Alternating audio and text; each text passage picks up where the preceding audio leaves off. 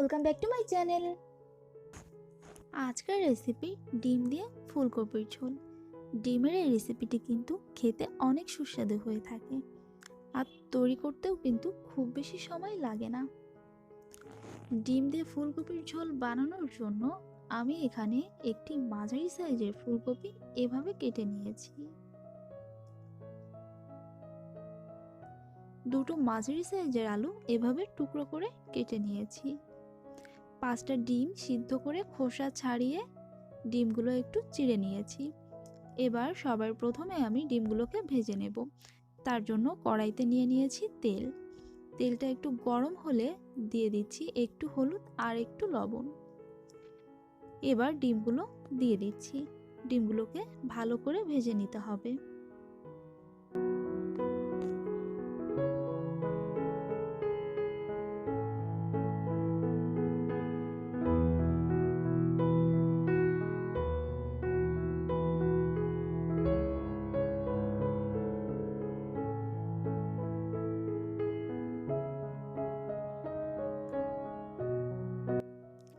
ডিমগুলো ভালো করে ভাজা হয়ে গেলে উঠিয়ে নিচ্ছি।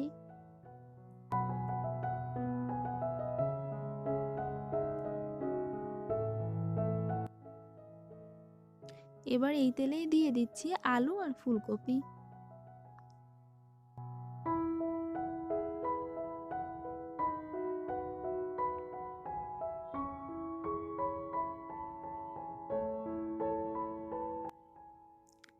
আলু আর ফুলকপিগুলোকে ভালো করে ভেজে নেব।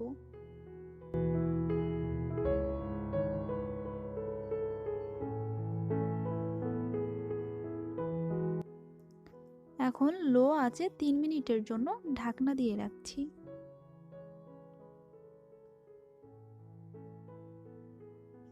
তিন মিনিট পর আলু আর ফুলকপিগুলো ভাজা হয়ে গেলে একটু নাড়াচাড়া করে উঠিয়ে নিচ্ছি।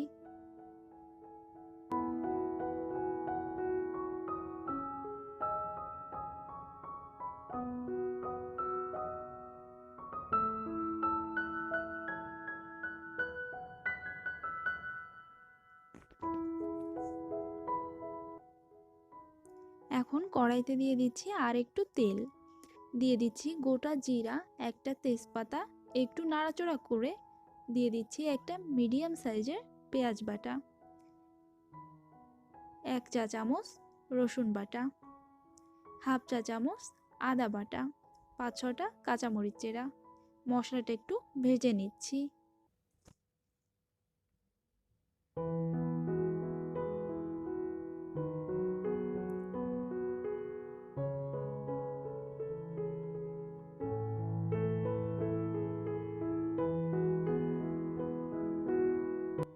এখন দিয়ে দিচ্ছি একটু জল, যাতে মশলাটা পুড়ে না যায়।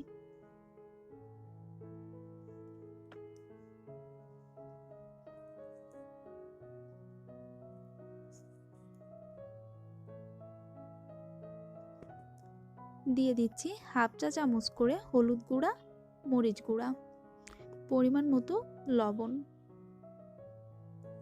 এখন মশলাটা ভালোভাবে কষিয়ে নিতে হবে। অবশ্যই মশলাটা ভালোভাবে কষিয়ে নিতে হবে, তাহলে তরকারির স্বাদটা অনেক ভালো আসবে। কষানো হয়ে গেলে দিয়ে দিচ্ছি ভেজে রাখা আলু আর ফুলকপি। আলু আর ফুলকপিগুলা মশলার সাথে একটু নাড়াচাড়া করে নিচ্ছি।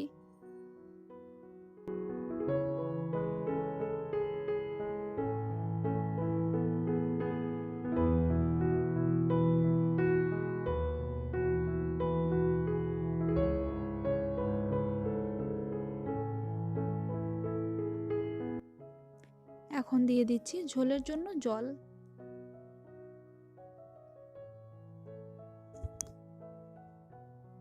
এখানে আমি গরম জল ব্যবহার করেছি। ঝোলটা একটু ফুটে উঠলে দিয়ে দিচ্ছি ভেজে রাখা ডিমগুলো।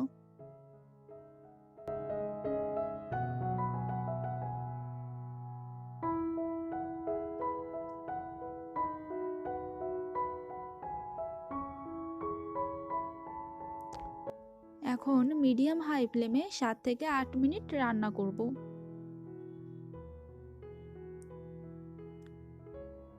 7-8 মিনিট পর ঝোলটা অনেকখানি কমে গেছে। এখন একটু নাড়াচাড়া করে দিয়ে এর ভেতর দিয়ে দেব 1 চা চামচ গরম মশলা গুঁড়া। ভালো করে মিশিয়ে নিচ্ছি। রান্নাটা কিন্তু একদম শেষ পর্যায়ে। এখন চুলার জালটা অফ করে ঢাকনাটা দিয়ে রাখবো 5 মিনিটের জন্য। 5 মিনিট পর আমি এটাকে পরিবেশন করে নেব।